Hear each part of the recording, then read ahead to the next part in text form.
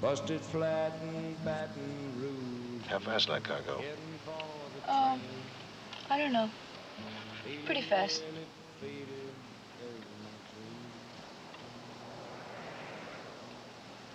I can take him. I know I can take that antique. I remember calling you up, and you were in a club, I guess, in New York, playing, and I caught you at 1 or 2 in the morning, and asked you about using me and Bobby McGee in Two-Lane Blacktop, and I remember you were very, you said yes immediately, and you said that you would be really proud to be in a James Taylor movie.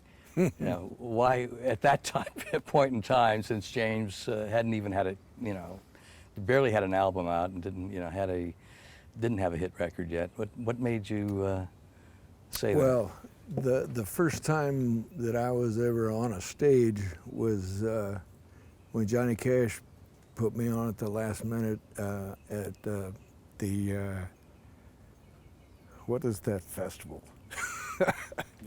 Newport? Exact. I think it is. Yeah. The Newport Folk Festival. Okay. That's back east, right?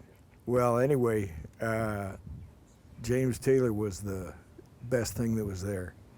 He was living in an old Baptist school bus that they had, that was back in the 69, I guess. And I got put on a afternoon show they were doing that he was on, and I just thought he was terrific. And he was a real nice guy, very humble for a guy that's as good as he is. Yeah, no, he looked the same in Two-Lane. Blacktop. Well, I think he was 22 when we shot Two-Lane. He's been that way ever since that I've seen him. He's still the same humble guy that he was for a guy that sings and plays as well as he does. He's not crazy about his own performance. He doesn't like to hear himself singing, I guess. Well, it's strange because as far as I know, he's never watched the movie. and a couple of years ago, a friend of his asked. He said, I know James would like to have a copy of the DVD. There was the previous DVD out, and I sent it to him through this friend, and never heard back. And somebody else told me recently that he still hasn't seen the movie. Well, I was at a benefit for the Muhammad Ali Center in Louisville there, and James was there. We were both in the dressing room, and over the PA, Fire and Rain came on, and he couldn't get to the controls fast enough. He was trying to turn it off. And my wife said, geez, I've seen people who don't like to hear themselves, but not like that. Not as extreme. Yeah. No, I thought that was very gracious of you, considering the fact that you'd come out to meet with me about possibly playing that role in the movie, and I thought, wow, that is such a gracious thing to say. But I had a prejudice at the time, and I probably still do, that if you have a character that's 21 or 22, that the actor should be somewhere around that age. And I knew you were past 30 at the time, and so I couldn't get it out of my head. And then Peckinpah turns around and casts you as Billy the Kid, who was 21 years old. Thank God he didn't have the same prejudice. But I mean, it was perfect. So I'm encountering a similar problem now, so I'm trying to overcome these kind of things. And figure screen age is a different thing. Well, I think James did a better job than I could have there. Well, we'll never know. We'll never know. It would have been a different movie. I thought I was up for the part that Dennis played. Oh, I see. And I'm not sure. I don't think so. I don't think so. But I thought the song was perfect for it. Well, tell me. I feel that me and Bobby McGee is another character in the movie. And everybody who writes about the movie mentions the song and mentions the line, "Freedom's just another word for nothing left to lose." And so I think it's just a very key element, you know, thematically and in every other way in the movie. And where did that song come from? Well, ironically, the inspiration for it, for the whole story, was that I was trying to get the same feeling I had watching La Strada, you know, Fellini's film, which is, they both romanticize the road, but they also show the two edges to freedom's just another word, because they both end up sadly, and I think Tulane Blacktop almost sounds like a story of Bobby McGee, you know, where somewhere near Salinas, I let her slip away. When the girl goes off on the motorcycle there, I felt like that second verse in Bobby McGee. I was just thinking of how of the irony that La Strada, which I guess it means the road, inspired Bobby McGee, was about the road, and you used it in Tulane Blacktop, about the road, and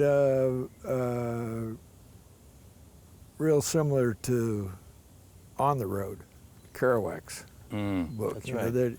they all romanticize the road as a sort of it stood for freedom and experiencing as much as you can.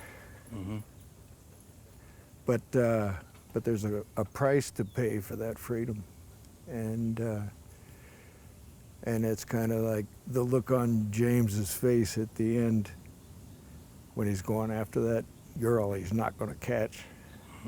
And did I answer the question? You did. No, I mean, James, you know, that look, that's one of my favorite moments, because, you know, it's a very emotional performance. People don't realize that. I think maybe, you know, seeing it one time, it's so low key, but there's a lot of emotion there. And if you look at his face in that scene, he really is. I mean, he approached it very intellectually, but I think ultimately he was very emotional in playing it. Yeah, I thought he did a good job there. Lou Wasserman, who was the president of Universal when we made the movie, I don't think I ever read the script, but he saw the movie and he really hated it. There was something about the movie that was offensive to him and offensive to his values. And I don't know, do you think it could have been this idea of freedom and people who were pursuing something that was so, a way of life that was so against, you know, the so-called American ideal? Yeah, well, I carry some of those prejudices as well, because those of us who were brought up before, during, and after the Second World War, you know, had a work ethic, a responsibility ethic that people like the heroes on the road, you know, and Tulane Blacktop would be considered irresponsible from a square's point of view, you know, and I can understand where he was coming from. He probably didn't like On the Road either, you know. Maybe so. Because it was the freedom that they were getting was basically a selfish thing, you know, and there comes a time when you have to be selfish if you believe in what you're following, like these guys believed in the freedom of just being racers and going across the country. But even the girl left them after a while. And Dean, I was thinking Dean Moriarty and Sal in On the Road, you know, they ended up considering each one of the other one was kind of a sellout, you know. And But is it that different from, say, what you do or what I do? I mean, I think that I think what you and I do is probably the same thing in a way. The only difference is that we're able to make a living at it so people don't think we're irresponsible. I go out and sing on a stage, you know, and I'm not, I could well not be taking care of my dependents that way. It's just fortunate that I can take care of them doing what I love to do, and you as well. But it You'd wouldn't be doing it anyway. But yeah, we'd be doing it anyway, and a lot of people are doing it anyway, and it's really the pursuit of excellence. And it's competition. I think what's strange about Two-Lane Blacktop is that they're competing with themselves. The race is a fiction. Yes. Because it's not about beating the other car, it's about beating yourself. It's about being better and better and better and being as good as you can be. Well, that's what's different about it than from something like On the Road of Kerouac, is that they actually have a goal and something that they're trying to do like you said, in pursuit of excellence, of getting better at what they're doing, what they believe in. What the guys On the Road believed in was more or less not doing anything but having fun. Right. You know? And so maybe Mr. Wasserman just mistook the one for the other. Maybe he thought that was the same thing, but it really wasn't. Yes. The same thing. I would say that's probably, if he didn't like it, if he didn't like it that strongly, was probably it, because he didn't think that these guys were responsible. And around that time, a few years later, I took the film to the Moscow Film Festival, and they wouldn't show it for similar kind of reasons to the Universal's reaction to it. They felt it was subversive. I guess in a way it is, because these people were operating, your characters are operating without rules. With both Warren and James and Dennis, you know, they were breaking laws all the time. They were. That's true, yeah. And they had no respect for law, and I guess that's easier to get behind if you're free yourself. If you're in a government that might have been as oppressive as the Russian was at that time, I can see how they wouldn't like to think of their citizens going exactly how they wanted. That's right. Free as a breeze. Two-Lane is I think, really a companion piece to Pat Garrett. It's the same author, Rudy Wurlitzer. And, I never thought of that. And it's kind of the same movie. True. And you started making movies, during this time. What is it about those movies that people romanticize them? There's all these festivals are doing, retrospectives of the 70s. There's something about the 70s. What was different? Well, if they romanticize it, it's probably because it's basically romantic. The notion of the freedom of the open road, or the freedom of Billy the Kid. He represented freedom. Pat Garrett represented the law. And they were very similar, I think, in the two films. I think people from the 60s on were thinking more in terms like that, of living outside the law, whether it was for smoking or doping or whatever, or just plain not being nailed to a 9-to-5 job.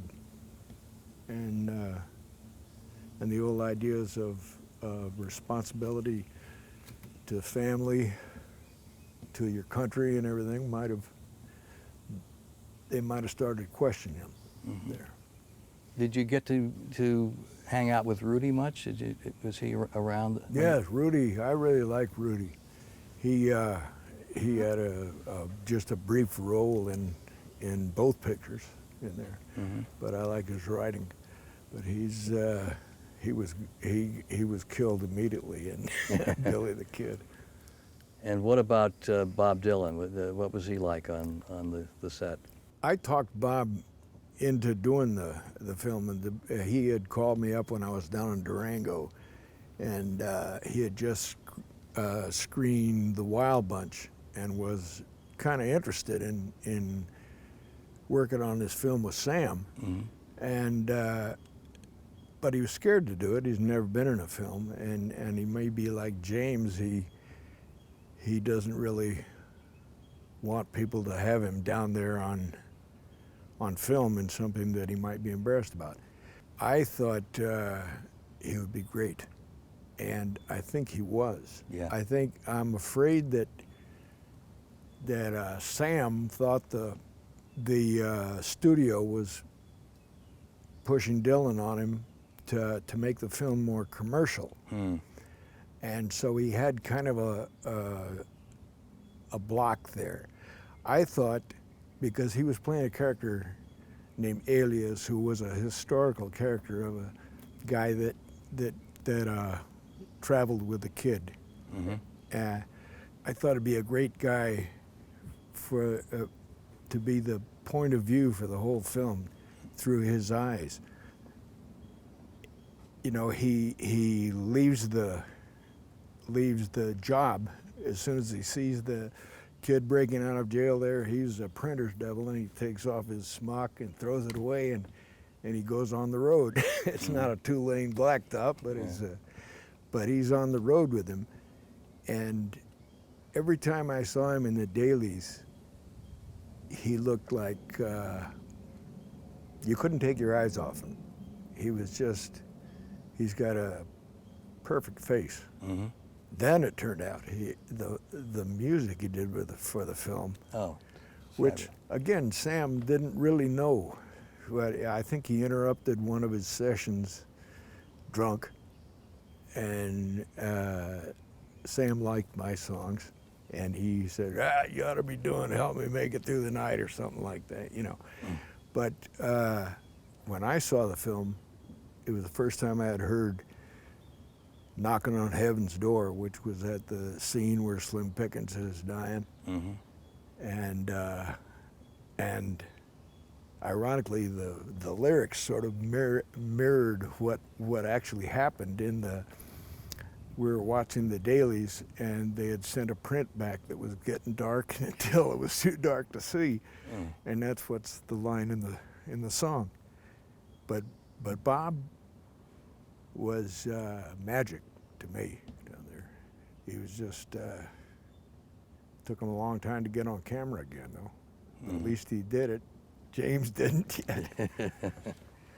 And was that the first chance you had to get to know him well, or had you spent time with him before? It was really the most time I had with him, because I had been the janitor at the recording studio where he was doing Blonde on Blonde.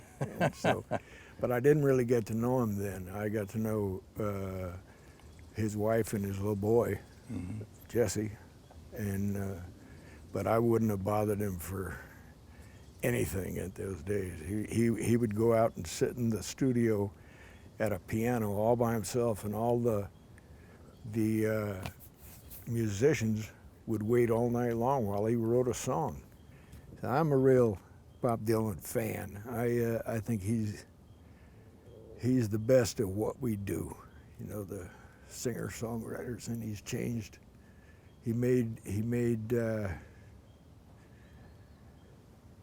songwriting more respectable in an artistic sense than anybody before or since him, I think. No, I love Dylan. I think he's wonderful. But as I was telling you before, there's something about the country tradition, which is really about relationships and about things that people really care about. And your extension of that, I think, is really powerful stuff. And I can't think of any other songs that are as lasting and as important, at least in my life, as yours. I just really. Well, I like being mentioned in the same breath as Bob. You know, just a little bit lower. I mean, you had a terrific career as an actor as well in the '70s, and then continuously. What's changed? What's the films you did in the '70s? When was Heaven's Gate? At the end of the '70s, Heaven's Gate. So that was the death of the '70s in a way. Well, it was the death of my leading man career, and I sank with that ship. But yes, it was the end of the '70s. I think it was done in by the money people, and for a long time afterwards, maybe even today, well, maybe especially today, there were too many creative decisions that were made by uncreative people, by the money people. And I think in the '70s there was a freedom of expression that today you have to go to the real independents to get that. I'm not the best one to talk about it because I haven't been so busy in the last decade. I've done a few, but I would say that's probably true. Well, I mean, as you say, you're not the hero anymore, but you've played some significant roles now. But I think I got better. But the movies have the movies changed, or or maybe not that much? I don't know. I think that films have changed, but again, I don't feel really qualified to talk about it because it's like music. I don't listen to the music as much. I ever since I went on the road, I've pretty much been worried about what I was doing, and I think there's pluses and minuses with that approach because I think a lot of the best inspiration comes from exposure to other artists, but I have probably been more into my own creation. I enjoy doing the films with good scripts, with good characters, and basically what I've found works in the films is what works when I'm on the stage. I just play with my own guitar now, and no band, and there's a direct communication. I think is if people believe you're telling the truth, whether you're singing or whether you're performing, then you've pulled it off. Are you still writing songs? I'll probably be writing songs till they throw dirt on me. But I don't write them as fast or as often, and a lot more of them seem to be about reaction to current events, about what's going on in the world. And actually, I've been doing that since the '80s, probably when I was going down to Nicaragua and becoming aware of some of the ugly things our government was doing. And now we've gotten to the lowest point since I've been on the planet, about we're like the new millennium Nazis going in and attacking countries for economic reasons. People who never threatened us. I mean, we could never pay back the people in Iraq for what we've done to them. There's something like 1 billion of them that have been killed because we went in there. But there I go again. Now, I will probably keep writing songs because for me it's a way of making sense out of my experience, you know, what I'm going through. And it's always been. Well, I mean, it's, you know, thank you for all the songs, but particularly for me and Bobby McGee, which is, you know, Well, like if I had one of my favorite characters in Two-Lane Blacktop. Yes, if I had to pick one song, and people always ask me, you know, well, it's very difficult, but I would probably say Bobby McGee because I like everything about it, you know, and what it did for me at the time. But I do think it was perfect for Two-Lane Blacktop. Well, Even when you see her driving off on the motorcycle, it's like I just can hear somewhere near Selena, so I let her slip away. You know? it's I don't know what it was. I mean, it just, you know, it just hit me immediately. It was just and I don't know if I knew exactly where that we'd use it, but it just, you know, as it turns out, it's in like such a key place in the movie. It was nice of you to leave so much of it in. All right, thanks so much. Thanks so much. Thank you.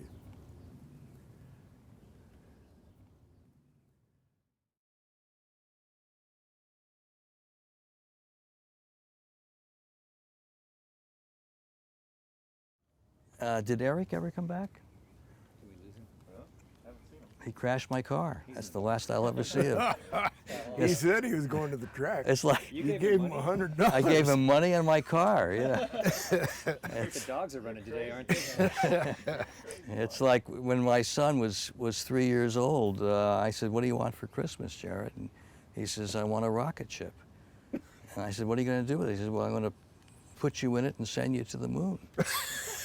And I said, "Well, what if I don't come back?" He says, "It's okay, I can get another rocket ship." He didn't say that. He did, honest to God. Right.